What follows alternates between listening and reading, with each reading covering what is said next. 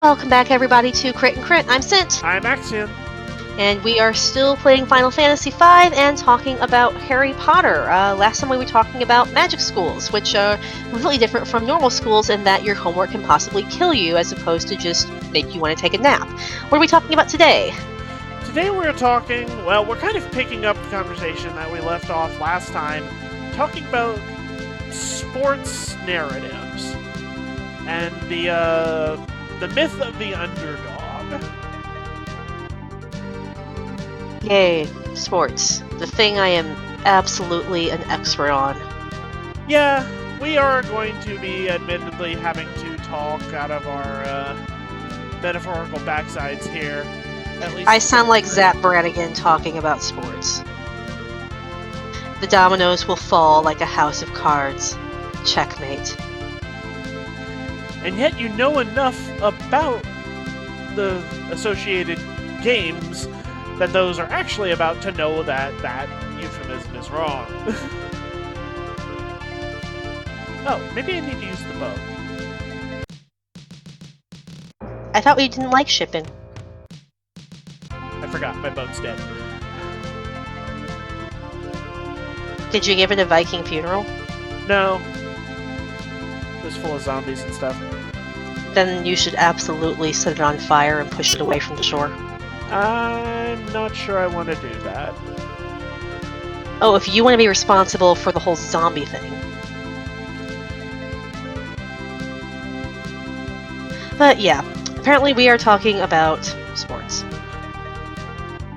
So, most sports stories that I have seen in modern years are also underdog stories. And obviously an underdog is a character who is put in a situation where they are not reasonably expected to be able to win, and the story is about them becoming in a position where they could reasonably be expected to win, or at least be the moral victor.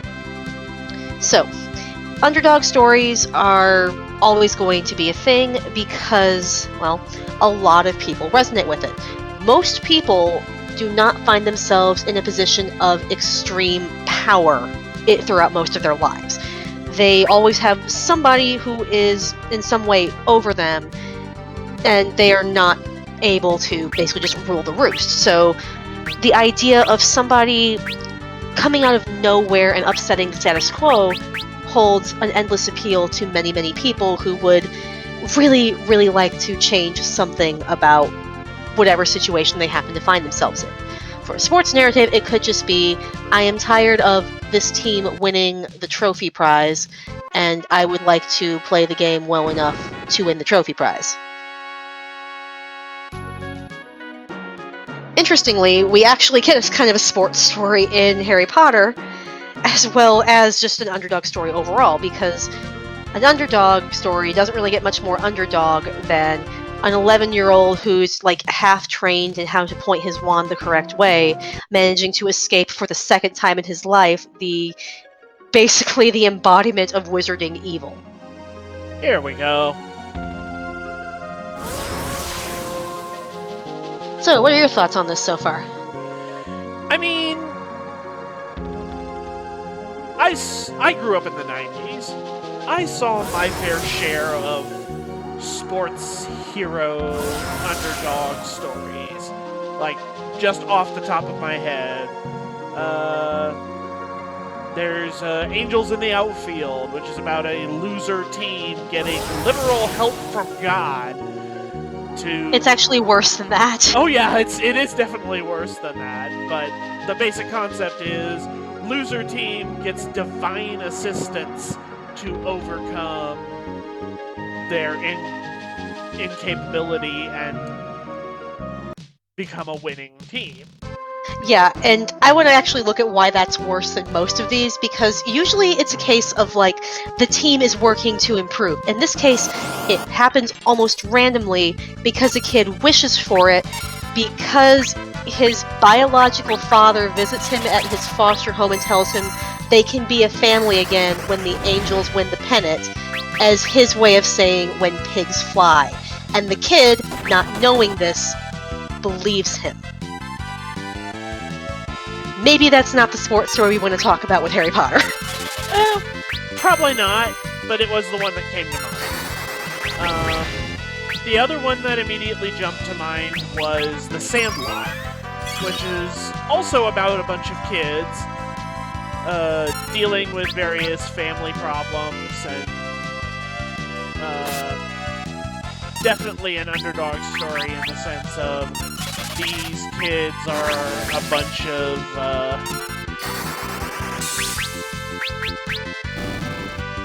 Ragtag misfits. yeah, that's a good way to put it. Oh, right, I forgot that I had the healing thing.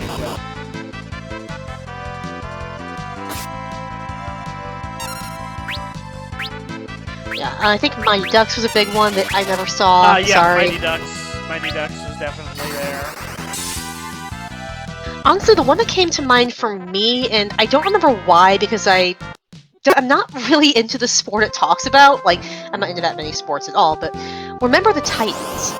And I think we watched it in school for some reason, and I don't remember what class it's in or why we watched it. I'm betting it was one of the social studies classes with the football coach, because of course it was, but I can't remember much about it other than it does pretty much note for note go through the whole, our team is bad, and we have a new coach/player come in, and they shake things up just enough that we get confidence and we can win the thing. Right. Like, they're not especially creative narratives, but there's a reason basic plot lines stick around so much. They resonate with people. They're very easy to adapt with new casts and new settings. It's kind of like Commedia dell'arte scenarios. Like, you just need the bare bones of something and you can make it into something new. Or new enough that you can put a new name on it. Right.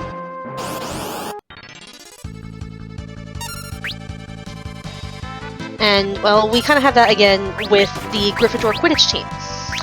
As they've mentioned, the Gryffindor Quidditch team hasn't been able to win in several years. They've been terrible. They haven't had a good seeker. Not just they don't have a good seeker, they don't have a seeker at all. Which is interesting to me because my experience with most secondary school sports is that people are lining up to play them and can be turned away from the team for there being too many people on the team. So you'd think they would have a reserve team, especially considering how frequent severe injuries turn out to be at Hogwarts. Especially when one of the main facets of your sport is, I'm going to hit a sapient bowling ball at your head, have fun with that. I think the idea that they were trying to get across with the Quidditch thing is not just anybody can be the seeker. There's a specific set of skills that are required, and therefore they can't just fill the spot with whatever player happens to be available. I suppose so, but I'm also trying to imagine, like, in any other sport, you playing with a man down just because the best person for the job isn't there, when having somebody there gives you at least a chance to do something. Especially in a game like Quidditch, where there is literally one player whose job it is to, one, finish the game, because a game of Quidditch doesn't end until someone gets the snitch. Okay, this is leading me to a very fun scenario in my head for that last game when Harry couldn't play. If the Ravenclaw Seeker decided it, she could have gotten finals canceled by never, ever, ever catching the snitch and ending the game. I don't think there's any rule against it. Granted, I don't think a Ravenclaw would be like, yeah, let's cancel finals, but... Well, that happened. I wanted to buy yeah, you let me brainstorm. No, I got arrested. Well, yeah, you shouldn't get caught holding your stuff, man. I was hoping to buy better gear. So why are you arrested? I kind of missed it. They saw me leave the meteor and thought I was with all the monsters that have been attacking. Oh. Apparently, the secret to all life's problems is just to wander around in a confused haze until somebody comes to help you. Give you 3 guesses what this dude's name is. Nah.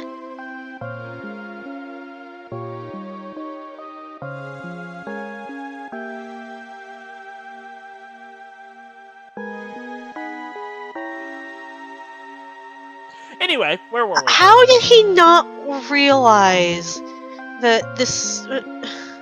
why not blow up the door?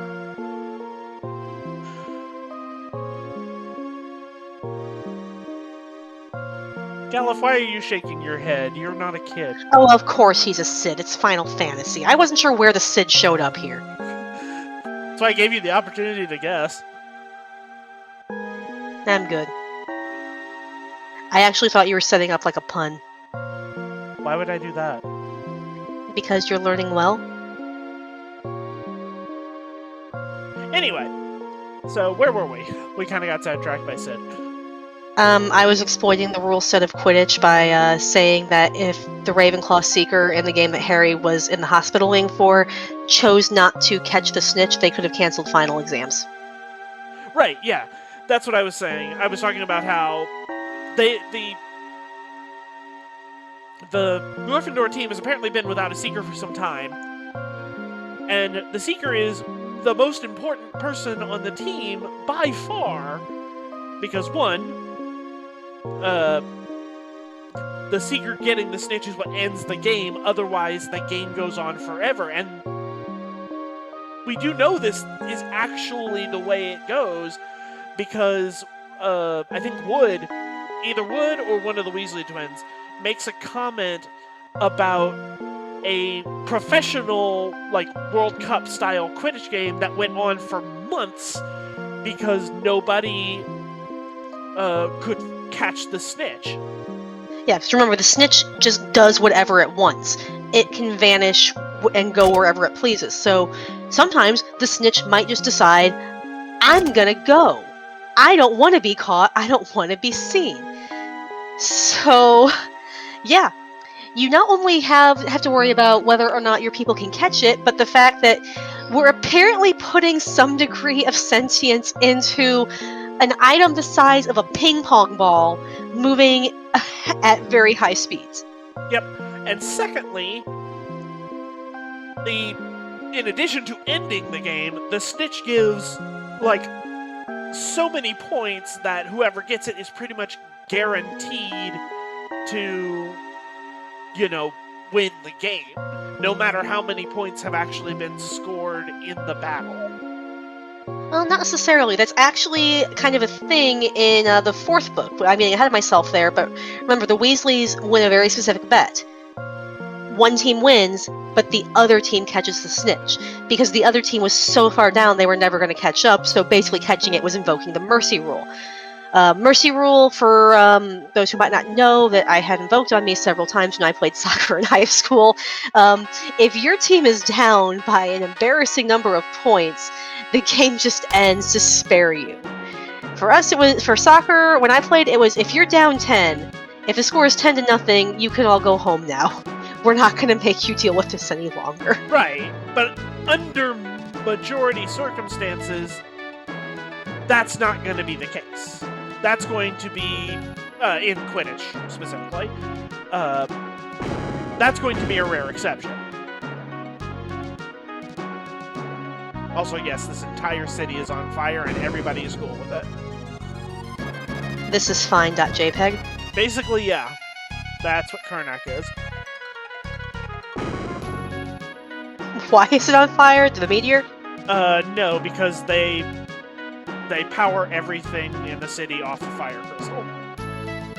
Ah, yes, the crystal that was mentioned. Sorry, I'm trying to do analysis while also trying to halfway read the cutscene. You can't walk through the fire, Ferris. The werewolf?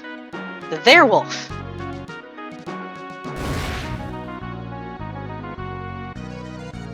I take it we have to go chase the puppy. I think so. But first, I'm going to go to town and actually buy the equipment that I wanted.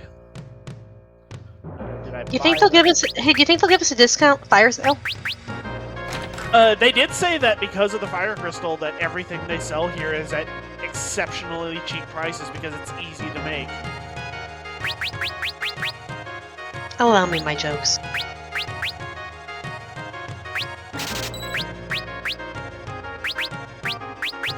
But yeah, honestly, I can see why a sports story would fit in pretty well with the whole Harry Potter situation because it is overall a pretty basic changeling fantasy story.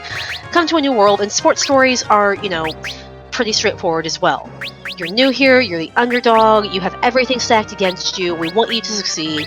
It's natural for the readers to root for the main character as long as the main character is likable, which Harry basically is. So yeah, it's a pretty natural conclusion, even if we do kind of get a subversion for it at the end, because as far as the sports story goes, since Harry is in the hospital wing for the entirety of the final match, Gryffindor gets creamed like a delicious cake batter. Because again, you lose the guy who can get you your 15 gold magic points. And that's kind of a running thing for the first couple of books.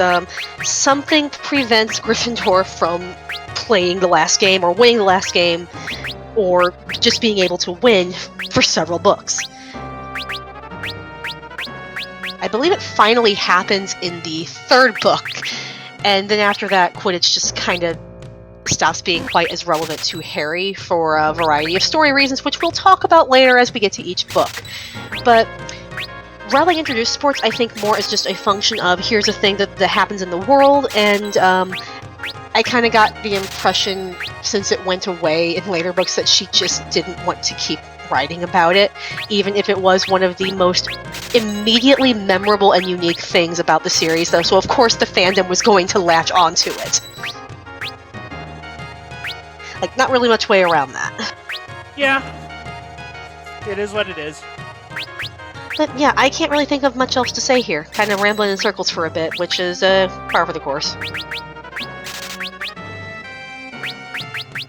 Well, we have done a whole lot of basically bookkeeping. Yep. I actually do have one thing I just thought of that I want to add. What? If Lee Jordan could do commentary on all school sporting events, I might be interested in them. You know what? That is completely fair. But yeah, that's all I can really think to say. And I think that's where we'll leave it. It's kind of a short episode today, but yeah, that'll wrap that up. And We will see you again next time. Bye. Yep, have a good evening.